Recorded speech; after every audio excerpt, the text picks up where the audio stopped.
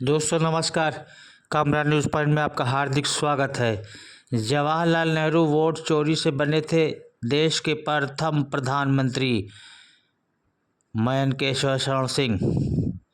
सरदार वल्लभ भाई पटेल की 150वीं जयंती पर जन एकता यात्रा व संगोष्ठी का हुआ आयोजन।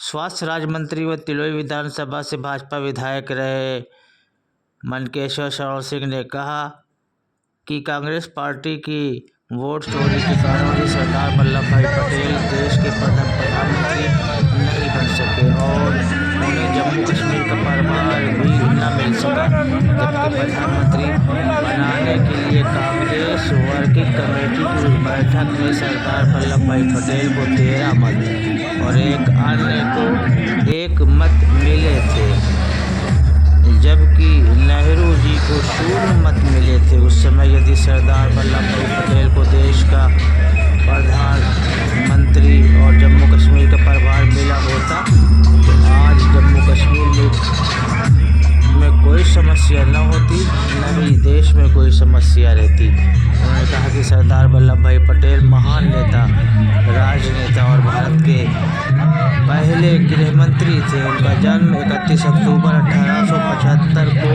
गुजरात के नडियाद जिले के करमसद गांव में हुआ था। उन्होंने अपनी शिक्षा गुजरात और लंदन में प्राप्त की और बाद में भारतीय राष्ट्रीय कांग्रेस में शामिल हो गए थे। सरदार पटेल ने भारतीय स्वतंत्रता संग्राम में महत्वपूर्ण भूमिका निभाई और महात्मा गांधी के साथ मिलकर काम किया।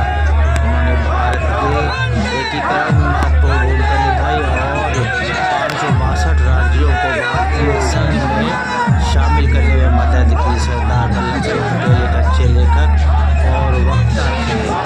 उन्होंने कई पुस्तकें लिखी और देश के युवाओं को संबोधित किया। उन्होंने भारत के एकीकरण में महत्वपूर्ण भूमिका निभाई और देश को एक मजबूत और एकजुट राष्ट्र बनाने में मदद की।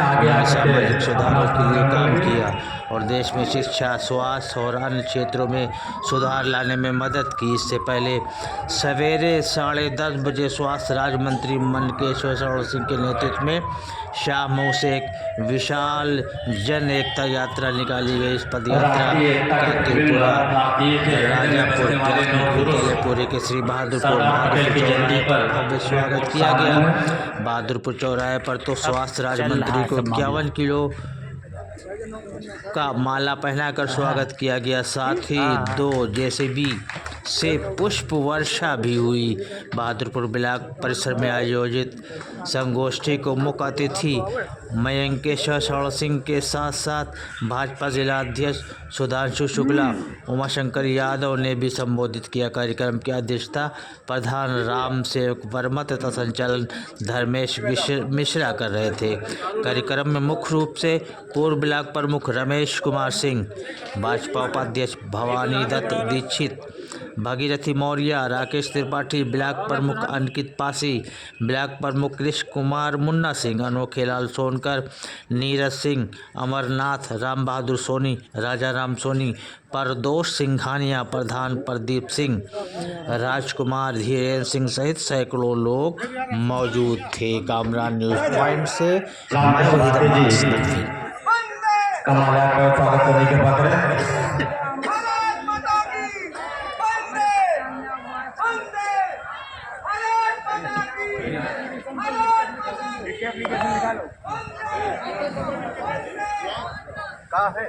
भाई चंद्रपाल यादव जी से सादर अनुरोध है भाई भवानी दत्त दीक्षित जी का माल्यार्पण कर स्वागत करने के बाद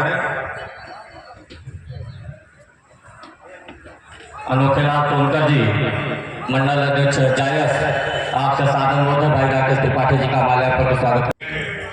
सनातन संस्कृति के पुरोधा प्रभु श्री राम जी की जिन पर विशेष कृपा है, ऐसे तिलोई के हमारे विधायक और प्रदेश सरकार के यशस्वी मंत्री आदरणीय राजा मयंकेश्वर शरण सिंह जी, मंच पे भारतीय जनता पार्टी के पूर्व जिलाध्यक्ष आदरणीय श्री जयशंकर यादव जी, जिले के उपाध्यक्ष आदरणीय गिरीश शुक्ला जी, आदरणीय भवनेन्द्र दीक्षित जी, जिले के महामंत्री आदरणीय राकेश त्रिपाठी जी, और इस संपूर्ण यात्रा जो पूरे जनपद के चारों विधानसभाओं में आयोजित की जानी है, उस यात्रा के प्रयोजक जिले के महामंत्री आदरणीय भागीरथी मौर्य जी, पूर्व महामंत्री सदस्य जिला पंचायत आदरणीय रामकृष्ण भारती जी, आदरणीय कामशेर वर्मा जी, आदरणीय ब्लॉक प्रमुख बहादुरपुर, पीछे बैठे जिले के मंत्री आदरणीय अरुण कुमार अमर सिंह जी, मनोज जी, अमर सिंह जी, सिंहपुर के ब्लॉक प्रमुख अंकित जी, बहादुरपुर के ब्लॉक मंडल अध्यक्ष आदरणीय चंद्रपाल जी, तिलोई के मंडल अध्यक्ष आदरणीय पंकज अवस्थी जी इस जनसभा की अध्यक्षता कर रहे हैं। आपके बगल के ही नवाई आलमपुर के गांव के प्रधान और भारतीय जनता पार्टी के पूर्व मंडल अध्यक्ष रहे वर्मा जी, भारतीय जनता पार्टी के जिला अध्यक्ष राजू शुक्ला जी, भारतीय जनता पार्टी के पूर्व अध्यक्ष शंकर यादव जी, भारतीय जनता पार्टी के जिला उपाध्यक्ष भवानी दत्त। इस देश में जिस व्यक्ति को भुला दिया गया था, और अगर आज आप भारत का मानचित्र देखें तो मुझे ये कहने में बिल्कुल भी संकोच नहीं है कि ये मानचित्र जो आज का भारत का हम लोग देख रहे हैं, उसका अगर सही कारण कोई है तो वो सरदार वल्लभ भाई पटेल है। और मुझे ये कहने में बिल्कुल संकोच नहीं है कि देश के प्रथम प्रधानमंत्री जवाहरलाल नेहरू की अगर चलती तो इस मानचित्र में से बहुत सारा भाग आज भारत में होता ही था। 550 से अधिक रियासतें थी, उन सबको एक करके वल्लभ भाई पटेल जी ने भारत का जो आज का हम लोग मानचित्र देख रहे हैं उसका निर्माण किया। एक रियासत नेहरू के हिस्से में आई। नेहरू जी ने कहा कि इस रियासत का कार्यभार मैं देखूंगा, आप मत देखिए। पटेल जी ने कहा ठीक है। जिस रियासत का कार्यभार नेहरू को मिला उसका काम आया हम लोग आज भी भोग रहे हैं। वो रियासत थी जम्मू कश्मीर। आज भी आप देख रहे होंगे कि भारत में पूरा जितना भी झंझट है वो सारा जम्मू कश्मीर की वजह से। मुझे ये कहने में बिल्कुल भी संकोच नहीं है, अगर सरदार वल्लभ भाई पटेल के पास जम्मू कश्मीर का भी प्रभाव होता तो आज जम्मू कश्मीर की कोई भी समस्या ना रहती।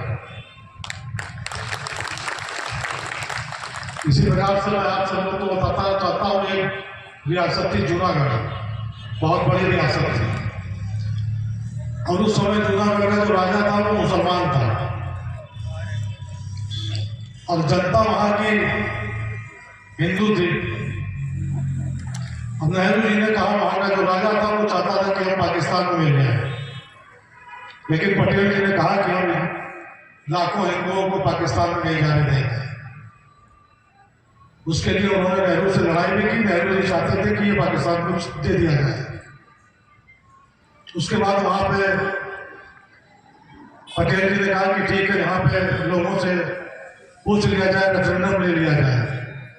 आपको मालूम है पूरी जनता ने वहां पर वोट दिया और पूरे जूनागढ़ में केवल 100 लोगों ने पाकिस्तान में विलय की स्वीकृति दी और बाकी पूरी जूनागढ़ जो है वो भारत में विलय हो गया। इस प्रकार से उन्होंने देश को एक करके खड़ा किया।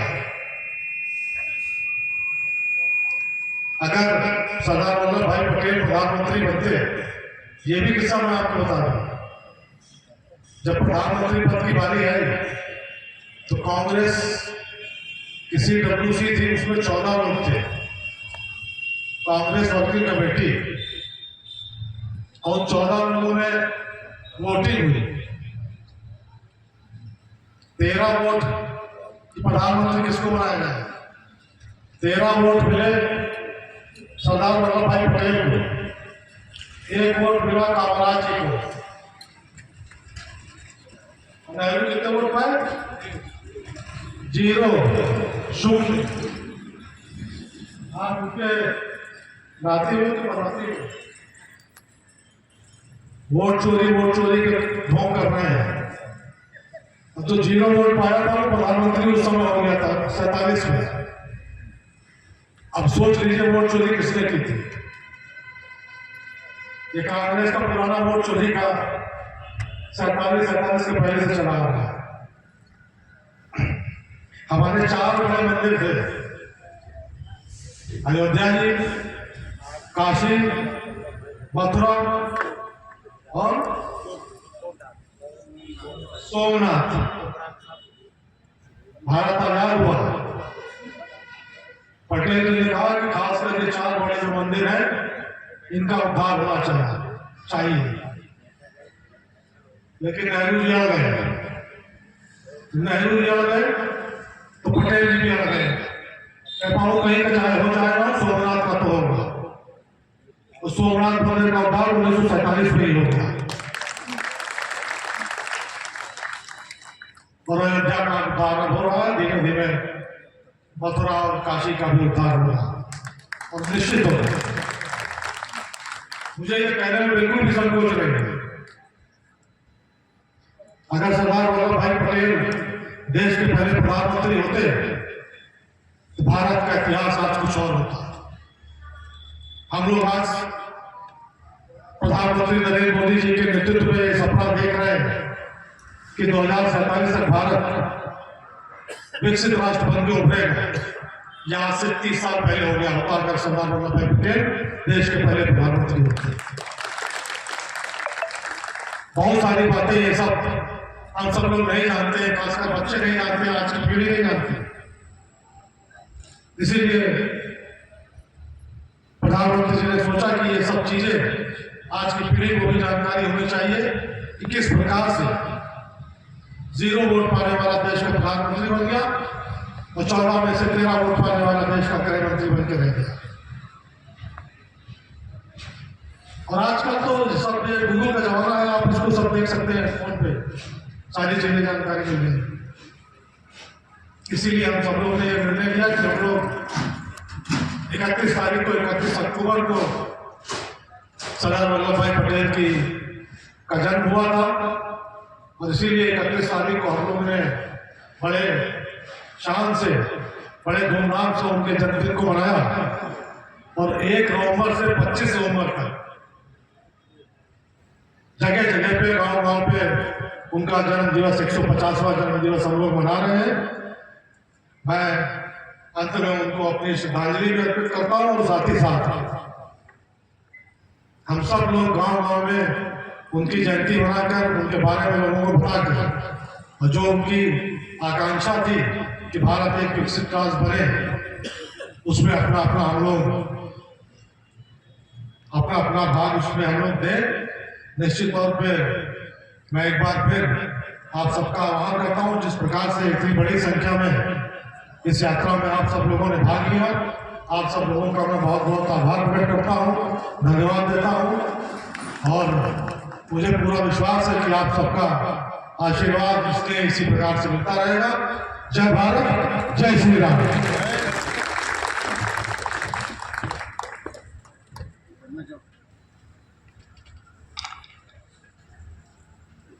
सबके बीच में इस कार्यक्रम के अध्यक्ष, पूर्व मंडल अध्यक्ष